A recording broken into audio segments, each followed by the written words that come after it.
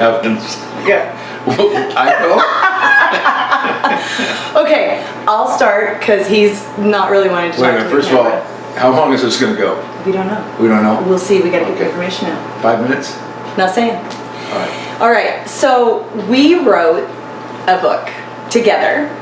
She started it. And then he said, yeah, okay, I'll write to the husbands. It took more than that, trust me. Because I had written a book called If My Husband Would Change, I'd Be Happy, and Other Myths Wives Believe. And I can't tell you how many emails and real life requests that I got to write it as a couples book, because I even had someone stop me at McDonald's the other day and say, hey, my wife and I are reading that book together. I just wish there was a portion for husbands. And I said, we rewrote it. Steve wrote portions to the wives and to the husbands, and it is in our new book called, so I get it closer, The Marriage Mentor. Becoming the couple you long to be.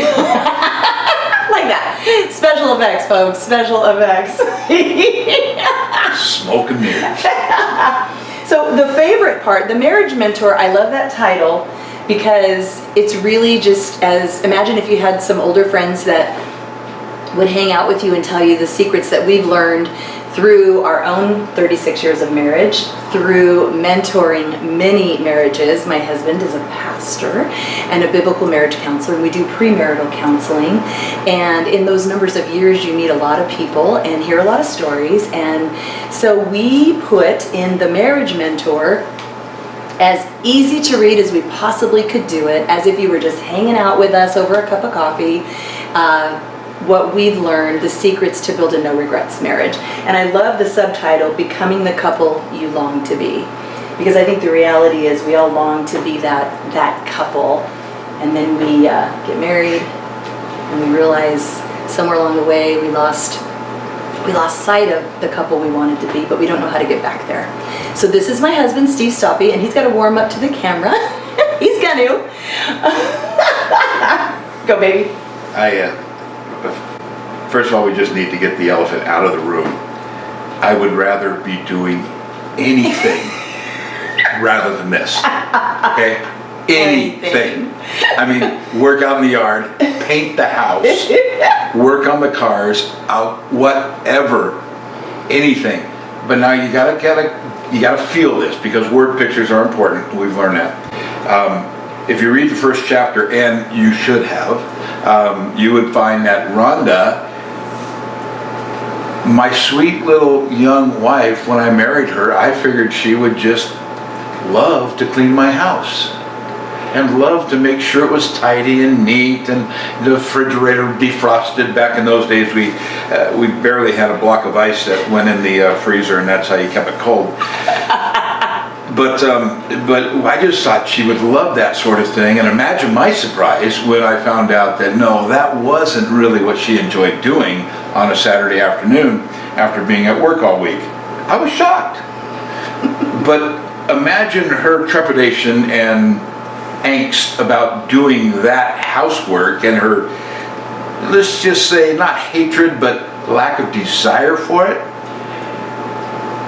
That's what I'm feeling now with this. Okay? Okay. Okay. I was wondering where we were going with that. Thank you. That's where we're going. All right. Now that we have that out on the table, everything's fine. We can go. Because you know how important this is. Oh yeah. Oh, that was the other thing. Okay. So it's not because I feel so compelled. You know, I would rather stand in front of you and preach to you. That's cool. That's my wheelhouse. I'm fine there. I can do that. Maybe have a little conversation with you on one-on-one, maybe over a cup of coffee or a latte. We can do that. But this to me is like, I have no words. Okay? I have no words. But he's going to find them. So we can edit all this out, and that's fine, but I had to get it out there. Okay? So they may feel that way about reading a book like this. Well, yeah, and I'm sure you do. Husbands, not wives. Wives love books. So here's the thing. Let me finish that. Okay. So and yeah, you may hate to read a book, and I get that. I hate reading books too, but I have to because I'm a pastor. But anyway, and your wife's an author. You see what you see? Yeah, I'm thinking your life's pretty good right about now, don't you? So here's the other thing, and the other reason why it's important, and I understand it, is because I care about you. Okay, so I care that you have a great marriage. I care that your life is everything that the Spirit of God would want it to be. I care that we have marriages not only in America but across our whole world that are strong, that are glorifying to our God, obviously Christian in nature, and that's what I care about. So I'll do that because of that. Because he cares about you. Care about you. So if you care about you, how about if you watch these videos with your wife? If you help me care about you. Help me help you. Help you. That's good. All right, are we done? No, you can have a little tasty beverage. We're not done yet? We're just warming up, sweetheart. Okay, so this takes care of chapter 1 through 7. No. That's the intro to why we think you should hang out with us to watch these videos. That's what it was. Yeah. Okay, so now what? get your head in the game, babe. No, I'm there. Chapter 1. Chapter 1. What is chapter 1 about? Oh, what's man, really? You're going to do that to me? You just looked at it. I know, but I said something since I then. know. Okay, see how All right, the first chapter that? is about reading stuff because you're supposed to. I don't know what it's about. It's about... Well, let's look at this part. Oh, this is good. But I'm not a reader. How many people that I meet and I say, you should read this marriage book or that marriage book, and they say, but I'm not a reader. Or they say, but my husband's not a reader. Okay. But to the wives who say I'm not a reader, I say you read Facebook all day long, you're a reader. We've established It's different kind of reading, though. So it's not. We wrote this book. What's that? Blip reading. Blip reading. Blip reading.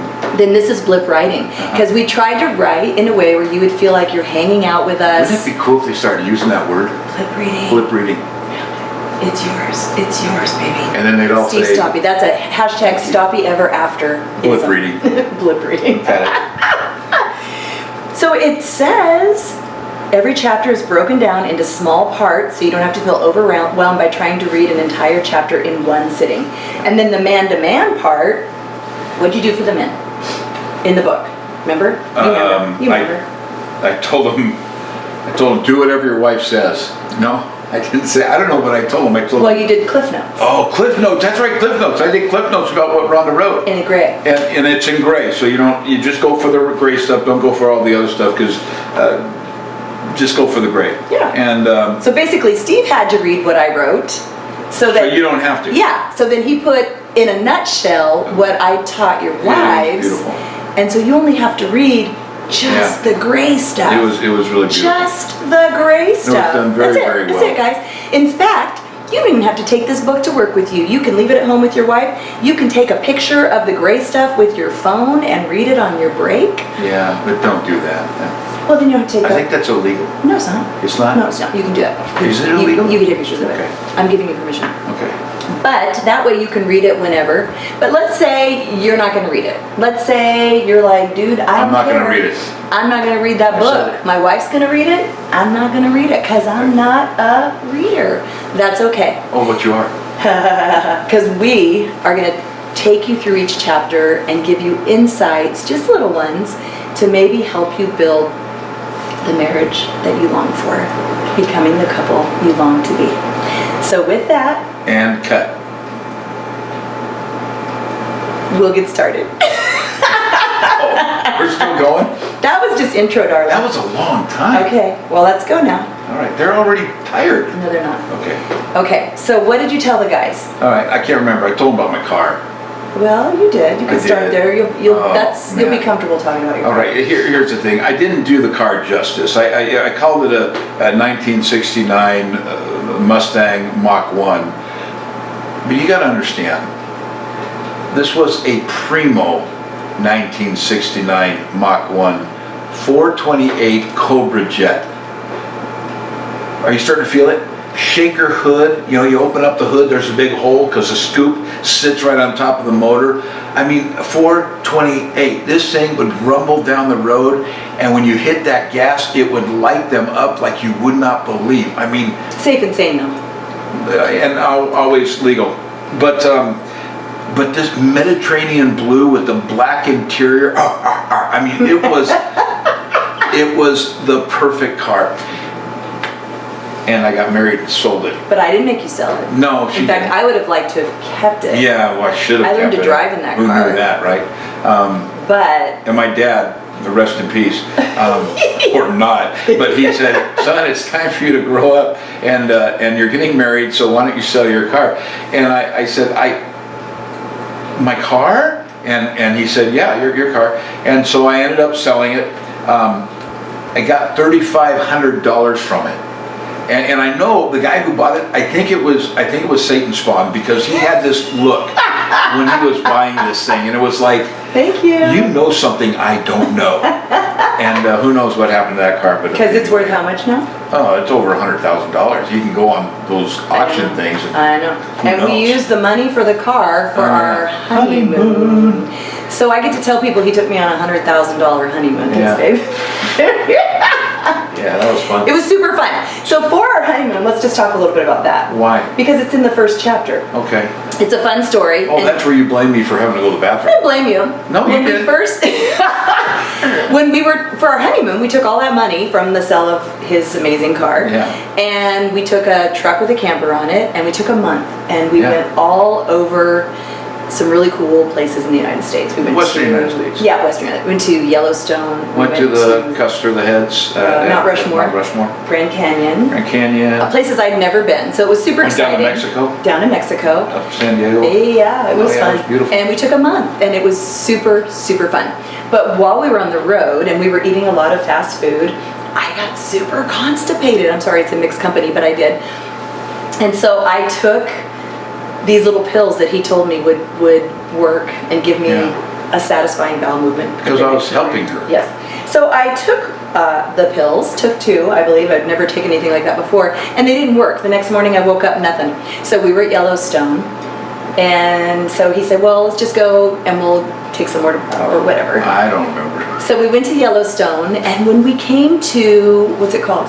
Old Faithful. Old Faithful. Old Faithful. Oh, it's beautiful. And I don't know if you know this about Yellowstone and Old Faithful, but that thing goes off at like scheduled times. I think it doesn't anymore. No? No, I think the earth has changed and it's Are you kidding? dropping. No, there's something weird about it. It goes off at odd times. Well, But back it used then, to. You yeah. could set your watch by it and what time it was going to go off. I may be wrong about that, but in case somebody's watching, Oh, yeah, they wanna it doesn't correct do us, that yeah. anymore, then they're going to correct And us we're this not going to way. research it. I You research correct. it. Yeah, right? And if I'm wrong, then We don't care. yeah, I don't care. So we started hiking because Steve said, I want to see Old Faithful erupt at the top of that mountain. And I, at this point, hadn't broken it to my sweet husband that I really wasn't a hiker. Or a house cleaner. Thank you. Hey! No, I'm just saying. So I hiked with him. And as we started hiking up this mountain, we were trying to get there before the sun set and at a certain time before it went off so we could see it from that vantage point. Well, we were getting exercise, and I had my morning coffee that morning before Oh, yeah, the you hike. And so as I'm hiking, I'm getting this horrible churning sound in my stomach. And I'm like hiking and stopping. I just thought it was Old Faithful. Yeah. And so finally, I'm like, dude, I gotta go to the bathroom and I gotta hike back down there. And if we don't, I think she actually called me dude. Old Faithful's gonna happen right here. I did call you dude, I'm sure. Now, we've been married 36 years. And now I would say, you go on and hike, see what you want to see. I'm gonna hike back down to that bathroom and I'll see at the bottom. But a Not that day. 20-year-old blushing bride, I said, will you take me back down? And he had a decision to make. And he chose well. He walked me back down. With a happy face. With a happy face, he really did. Thank you. And we went to the restroom and everything was fine. And Then they closed the park. yeah, we couldn't hike back up because it was dark, and so we didn't get to see Old Faithful that day. And we were only there. We left. Yeah, we left. We were on our way to our next adventure. Yeah. So we always promised we would go back and see it, and it's been 36 years. The promise is still out there. Yeah, we haven't done it yet. Yeah. Anyway, Take so my that's ashes. one of the, what'd you say? You can take my ashes. Take your, Just kidding, anyway, folks. and if I die, don't take mine. That's not where I want. That's not where I want to go. So I want him in that Mach 1 and find that Mach 1. Yeah, bury me in that book. Yeah, baby. That'd be good. So all that to say, that's like after you get married, real life sets in. And you find little things like that you have to make sacrifices for each other. And you decide if you want to or not. And you decide if you want to. And sometimes you don't want to, and sometimes you don't. And when one or the other does not measure up to the other's expectations, what happens? That's when people start keeping track of record of wrong. Oh yeah? And not... Yeah. Say, oh, you did this to me back in 1975. We get married in 75. Well, 87. 81. 83. 81. 81 is when we got married, but 83 is when I have that record. Oh. You had a baby. And I turned great. That is one of the things that I think we talk about in this book, is in The Marriage Mentor, is unmet expectations and what a damage that they are to a marriage relationship. Was that in chapter 1? It is. Okay. So that happens. You got to decide what you're going to do with your marriage. Who are you going to serve? One of the things that we say at the beginning of our marriage, what do we call it? Premarital counseling. Thank you, premarital counseling. Is that if you're not getting married to serve that other person, don't get married. It's just that simple. You can get married because because the sex is good, or you think the person is pretty, or he's handsome, or whatever it might be, or it's what we're supposed to do, we're expected to. You complete me. You complete me. That's another movie. Yeah, we'll talk about that. Oh, please. Here's the reality. No, there ain't nobody that completes you but Christ. So just throw that out of the wheelhouse now. But here's the thing. If you have to decide, am I really here to serve this other person, or am I here myself to be served? And that's really the long and short of it. So if you're here to serve that other person, you're here ultimately to serve Christ and to bring glory and honor to Him, which is, if you are a believer, what our whole purpose is. Then with that in mind, you're going to give up things that maybe you think are important for you, or things you want to do, or you're going to go ahead and walk her down the hill and let her go to the bathroom, because what you really wanted to do is really of secondary importance. You're serving this person. So that's probably, isn't that the kind of main thing in chapter 1? Yeah, unmet expectations means I expected you to serve me. Right. And when you're not measuring up to the way I thought you were going to serve me, now I'm going to hold it against you. Now I'm going to keep a record of it. Right. And what we end up doing is assigning wrong motives to people's actions, Exactly. right? And I talk about in the first chapter the peanut butter toast fiasco. And he would make peanut butter toast, and he would not use a plate. He would do it on the counter. Because you don't want to mess up the plate. And he's thinking to save me from having to wash a dish. Very nice, actually. But I come in and there's crumbs all over the counter every time. Just a few. Well, make peanut butter toast on the counter and you tell me how many crumbs you can put on. Just And for some reason I'm a freak about crumbs. I don't even know if I knew that. Who knew that, right? And every time I was working full time, he was working full time, and I would walk in the kitchen and there would be these peanut butter toast crumbs. And one day I walked in and I kind of lost it, and I was weeping uncontrollably, and he comes in thinking someone murdered the cat or whatever. Yeah. And when he finds out I'm ranting and raving about peanut butter toast and crumbs, he's thinking he married a crazy person, which he did. And we had to talk through what that meant. And I think that's one of the biggest things, is really understanding, okay, I'm not really upset that there's peanut butter toast crumbs on the counter. I have to figure out why it's upsetting me so much, so I can communicate it to my spouse, so that he can at least understand your actions are saying this to me. Which for me, his actions were saying, I don't care what you do all day, I'm going to make you clean the kitchen again, even though you worked full time. I don't care or respect what you did today. And that's not at all what he meant. He just was trying to save me from washing a plate. Yeah, I was just saving a plate. And I know that sounds funny. There's I have 2 words now: paper plates. Yes. So it saves a marriage. But seriously, how many marriage counseling, biblical marriage counseling sessions have we done with couples that this is really where the rubber meets the road, where their marriage unravels, is in those things. And I know Steve talked about don't get married if you aren't willing to serve someone. Now you might be married and someone may have never told you that in your premarital counseling. You may not have had premarital counseling. And if you've been raised, and now you're going, what? And if you've been raised in our culture, women believe happiness, happily ever after, lies in Prince Charming sweeping me off my feet and riding me off into the sunset. doing for me everything that they need to do. That's right. Right. And so because of that, we look for happiness in how this person measures up to my expectations or makes me feel even about myself. And they can never, because really we never can find our happiness in how a person treats us. They'll always let us down, and we'll always let them down. Yeah. Right? Yeah. Yeah. So that's in the first chapter what I talk to wives about is finding the understanding that we are created to long to find our worth in who loves us. But it is not in a person. It's in the creator of heaven and earth, the one who created us to have a relationship with him. And when Adam and Eve sinned in the garden, before that, they walked with God in the cool of the day. And after they sinned, that relationship with God broke. And where's the first place we hide him? We find him hiding from God.